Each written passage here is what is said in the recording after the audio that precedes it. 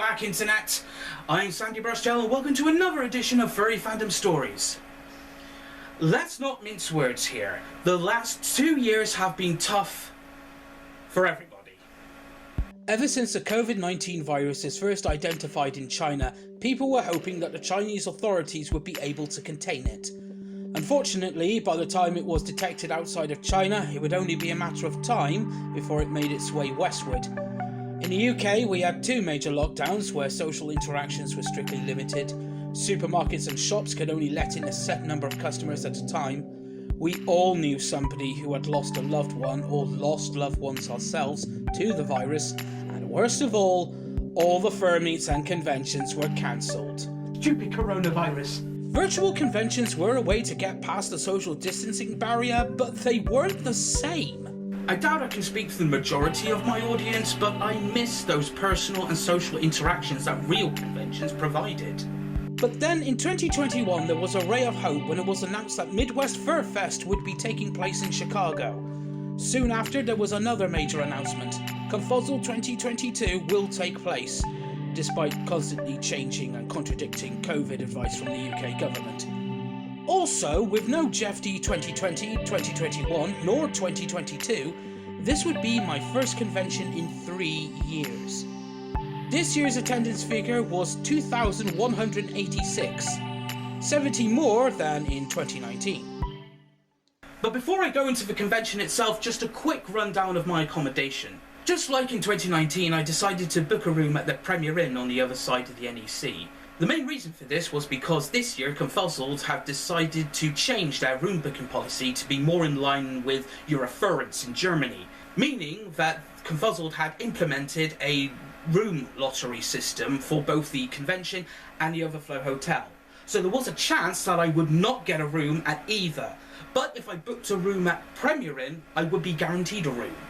My stay at Premier Inn this year, however, wouldn't be as comfortable as I had hoped, and we'll get into that later.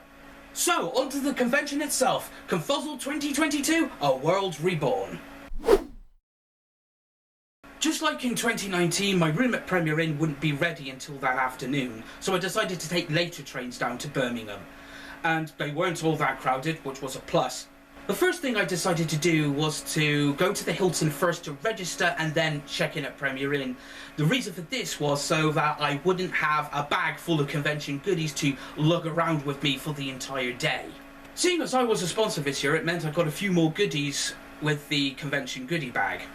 Yeah, of course I got the car window sticker, the con book, convention t-shirt, and a small bottle of hand sanitizer. There was a lunchbox with plastic cutlery, pendant with the convention logo, keyring, pin badge, and a coffee cup. And as well as a little matchbox full of seeds that were meant to grow wildflowers, which were bumblebee friendly. As for the day itself, I gathered up my rucksack with my fursuit in it with my tripod, and I walked from the Premier Inn to the Hilton to make myself ready for the opening ceremony. When I got to the Hilton, I dropped my fursuit away in the fursuit lounge. I know you're not supposed to do that, but it's one of the few places in the hotel where I felt comfortable leaving it. I went to the bar to get myself a drink, and as I was waiting in line for the opening ceremony to start, I chatted to a few good friends of mine who I haven't seen in 3 years. At the opening ceremony, the guest of honour for the 3rd year in a row, Ada the Eagle, traded Brock's Minecraft-style diamond pickaxe for his beloved cookie. Seeing as a couple of the convention directors had tested positive for the COVID-19 virus, Matt Lyon came out of his self-imposed retirement to MC the event. After the charity for that year was introduced, the confetti cannons were powered up. There was, however, one slight hitch. Now, if any of you can find Viox's car bag, it fell in the nozzle.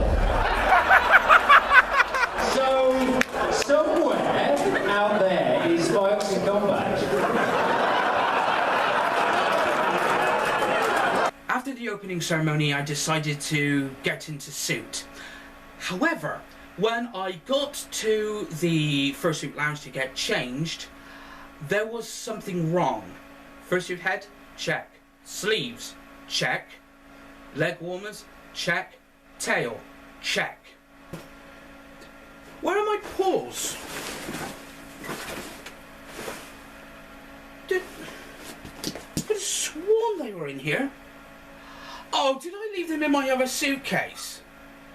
So as to substitute fursuiting, I just put my tail on and decided to shake it in the Friday night dances.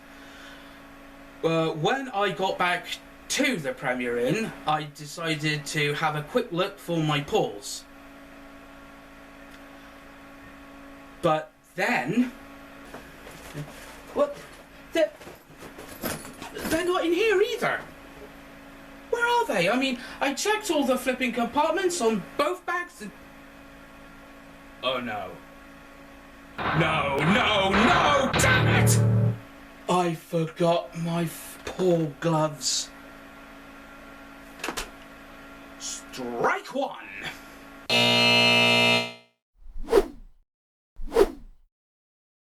After arriving at the Hilton, my first thought was to head straight to Dealers Den to buy some replacement paws. Luckily enough, I found a tailor who had some in the colour I wanted. However, these paws were different. See, my spare set now has 4 digits instead of 5. Regardless, they were what I needed, and they weren't the only things I picked up. So, Dealers Den, my swag. I bought myself a pansexual flag pin badge, an embroidered Pokemon wall hanging with Gengar on it, some art badges that remind me of the mood cards from Confuzzle 2015, a pair of shot glasses with paw print motif, and a fox ear stocking cap made by V-Arts. The same V-Arts that made the popular Woof and Meow caps from 2018. This year, Confuzzle decided to do its fursuiting events a little bit differently. This year there would be no fursuit parade, but in their place would be something called a fursuit menagerie. Basically, the fursuit menagerie would be a photo shoot event with multiple group shots going in at the same time. I just wish I had known this before the event started. When I was going through my Twitter feed that evening, I came across a very helpful graphic from the Confuzzled official Twitter describing how the fursuit menagerie was structured. I came across this tweet over an hour after the event had finished. Saturday also had another disappointment for me when I was trying to book my slot for the convention photo shoot. Just like in 2019, Confuzzled have decided to base their fursuit photo shoot around a time slot system, which means that attendees had to book a specific time slot to have their photograph taken. This was brought in line to stop random attendees showing up at the photo shoot venue 30 seconds before the photographers packed up for the day. So I logged into the website to book my time slot and there were no time slots available. And the thing is, I thought that this meant there were no time slots available for the rest of the convention. So at the time I was thinking, well, no photo shoot for me then this year.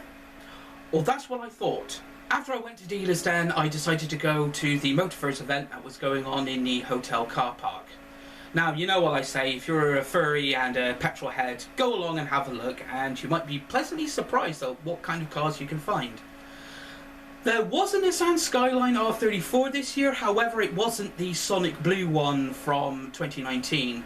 There weren't that many Volvo estate wagons that you usually find at these events this year, but there were more than a few Honda Civics. Going to the Motorverse, however, meant I would miss the Furry YouTuber panel. After Motorverse, I decided to get into suit, and when I was hanging around the lobby, I got invited to join a random group shot by some other attendees. This surprised me a little bit, because in the past I had been left out of so many photo ops. I did find it a little bit unusual that a group of fursuiters asked me to join them. But either way, I'm grateful. And I actually thought, maybe this can be my little fursuit menagerie. As for the rest of Saturday, there wasn't much to speak of. I didn't attend any of the social gatherings or meets. The only big event I was really looking forward to was karaoke. Again, there was a problem. Jim Go. Before karaoke was supposed to take place, Jim Fox of Jim's Saturday Night Travesty on a Monday Afternoon fame had his own event going on in the same room. and he went over time. I joined the queue for karaoke with the other attendees 15 minutes before it was slated to begin in the convention schedule. I did manage to talk to a couple of attendees, and after a while, and looking at the time, I realised, oh my god, I've been waiting in this queue for over an hour. That's when I thought to myself, fuck it, and decided to go to the bar and check out the dances. Whilst on my way to the bar, I bumped into Shadow Raccoon and I appeared on his Saturday night live streaming. When I got myself a drink, I decided to go outside the hotel and vape for a little bit. And as I was walking to the dances, I noticed that the people in line for karaoke were still queuing up. Jingo was still going, an hour after it was supposed to finish. Some attendees had been waiting in line for so long, they actually broke out into a version of Bohemian Rhapsody in protest. As for the dances that evening, I caught the Harry's World set and some of DJ Soupy's set. But it was about time when I thought, right, I need to start heading back to the Premier Inn. I am so tired. Not before getting another drink, and as I was outside, one of the attendees had a Bluetooth speaker and he was playing the song Paper Wings by Rise Against. And when I heard that intro hit in, I showed no hesitation in flipping joining in. That was my karaoke for the night. Sundays are usually slow days for me at conventions. And this is one thing I actually do want to bring up with the convention schedule for 2022. So for late morning into early afternoon, I went on a little bit of a fursuit safari with my camera, taking photos of fursuiters. And then I did something I never did at Confuzzled before. I checked out the dance competition. The dance competition this year was hosted by Artemis Wishfoot. And the judges included the winner from 2019, I'm sorry, but I've forgotten their name, Blue Dragon, and naturally the guest of honour, Adler the Eagle. It's also the first time I tried out the multi-shots function on my Sony Bridge Cam. Instead of taking just one picture, just pressing the capture button would take multiple pictures. And yeah, some of them came out blurry and out of focus, but the other action shots look really great. I will give the participants some credit. The dance routines were a lot more energetic and eye-catching than, say, the routines you would usually see at Just for the Weekend's dance competition. Before the winner was announced, Blue Dragon and the 2019 dance competition winner put on their own little routines. After the dance competition, I decided to go to the NEC to grab myself a late lunch / early dinner. And after I had eaten, I felt so drowsy and sleepy. And that was when I thought to myself, okay, I need to head back to Premier Inn now to get a power nap, otherwise I'm gonna flipping collapse. See, the main reason for this was because I was feeling so hyped to attend this convention, I wasn't getting my minimum 6 hours a night. I was averaging around 4.5 to 5 hours, but not 6. After I had my power nap, I went back to the Hilton for some more alcohol and taking photos. As the night drew in, I decided to get back into fursuit, and that's when I attended the fursuit cheese dance. That's right, all of the hits that DJs used to play at a kid's birthday party in the 90s, or if you ever went to a Haven holiday park or a Butlins back in the 90s. Songs like Hokey Cokey, Agadoo, Saturday Night by Wakefield, and there was also a conga line that turned more into a conga circle. So cheesy, but it felt so good. After the cheese party was over, I did stay in suit for a little bit of the following set, and a guy even had one of these big hooped like glow sticks, and he put one over my fursuit head. As for the rest of that night, I actually ended up missing most of the dances because as I went outside for a vape break, I ended up talking to a fur called Tiggs. Now, Tiggs is a Canadian fur, and he's one of the chief organisers of Furry, a furry convention that happens in Edmonton. And I had spent so much time flipping talking with him over drinks that I didn't keep an eye on the time, and that was when I thought to myself, oh crap, I need to go back to the fursuit lounge and get my suit out, otherwise I don't know what convention welfare is going to do with it. When I got back to Premier Inn, I had noticed something. The bed was still in the same state I left it when I went down to breakfast that morning. My waste paper bin that was slowly filling up with rubbish hadn't been emptied. No fresh towels. The tea and coffee hadn't been replenished. And what in God's name is this? Oh, good Lord! This could look like some sort of dirty protesting.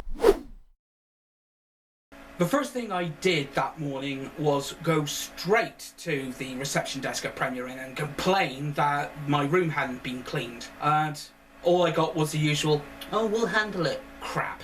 After I had my breakfast, I went back to the Hilton and I decided to check the photo shoot time slots again, because I had a random thought that maybe there were no time slots left for that day, not for the whole convention.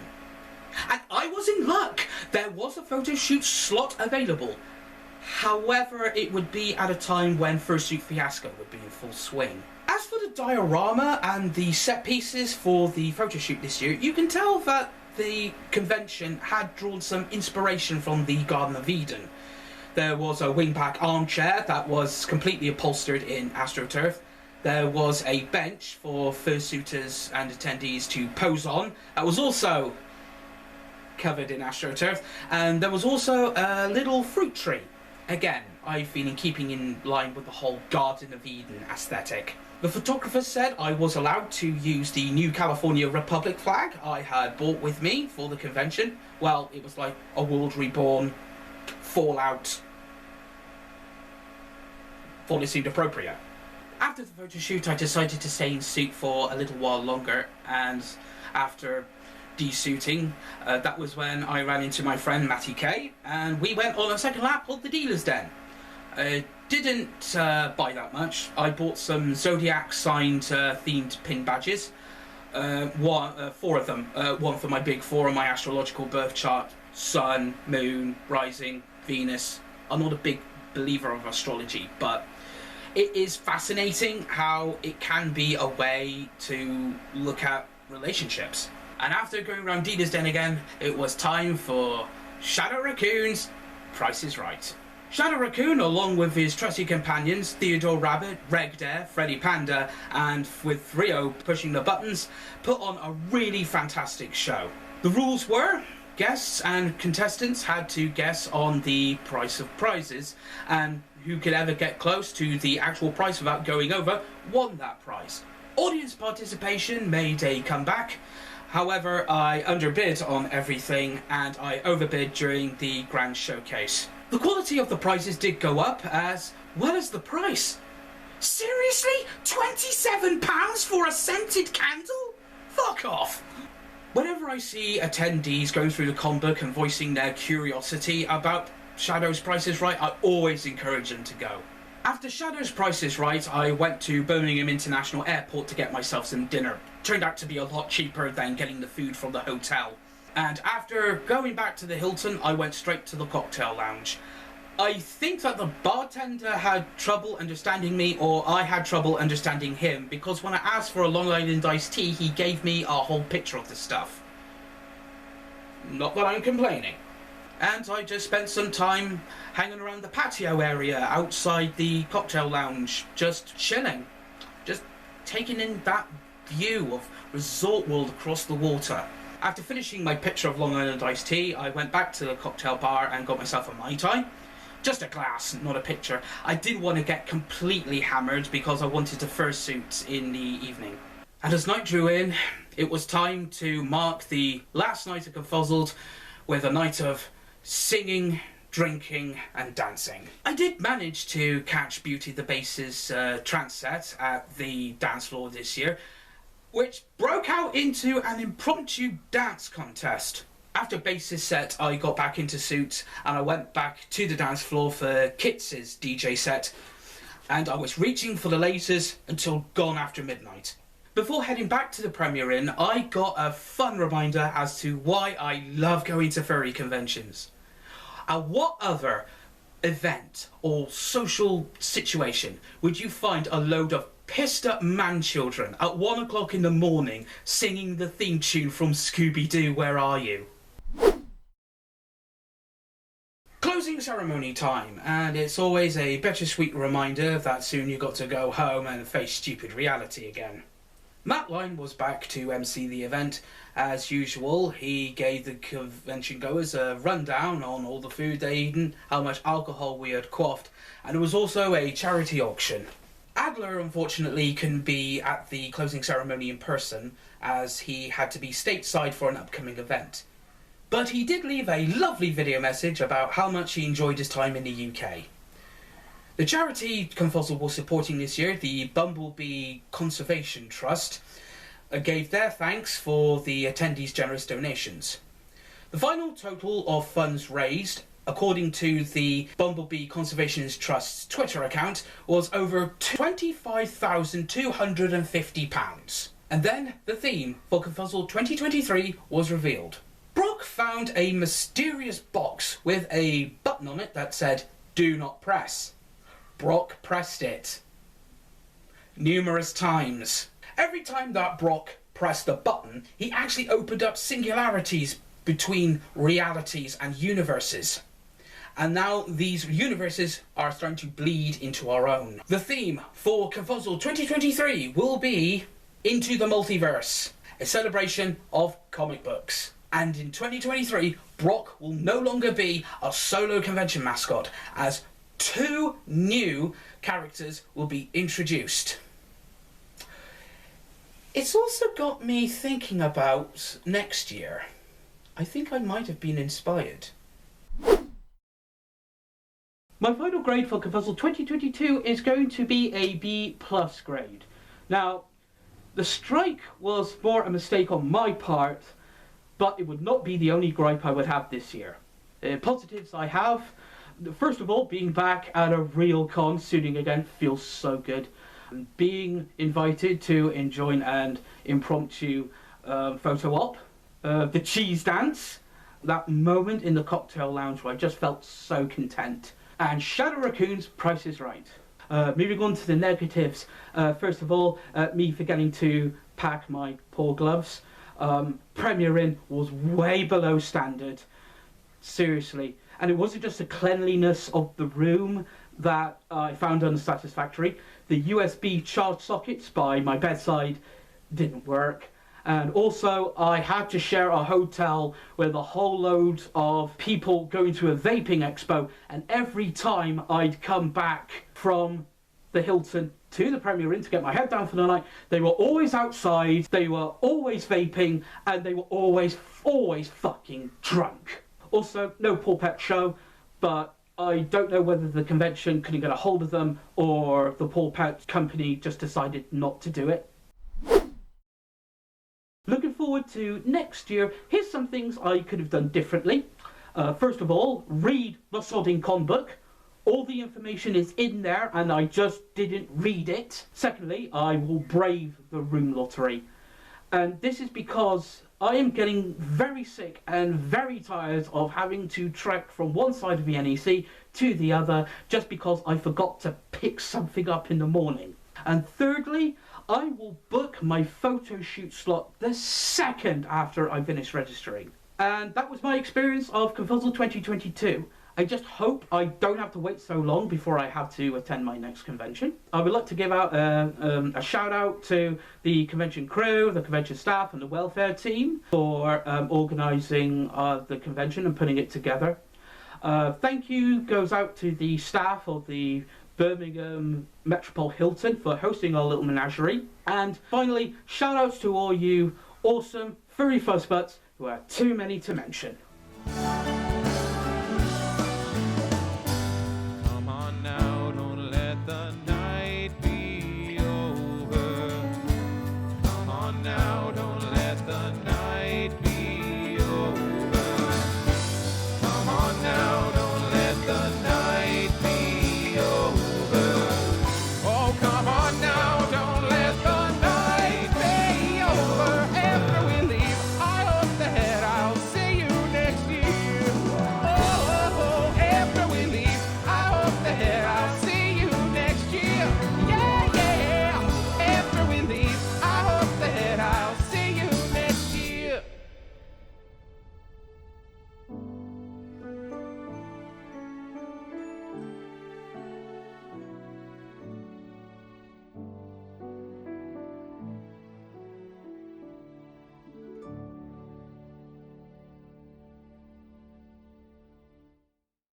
And that wraps up another episode of Furry Fandom Stories. If you were at Confuzzle 2022, what were your most fondest convention memories? Drop them in the comment section below. As usual, feel free to like and share this video and smash that subscribe button if you haven't already. And as always, you can follow me on Twitter at SandyBFox. I'm Sandy Brushtail, and I'll see you again for another Furry Fandom story. But until then, take care.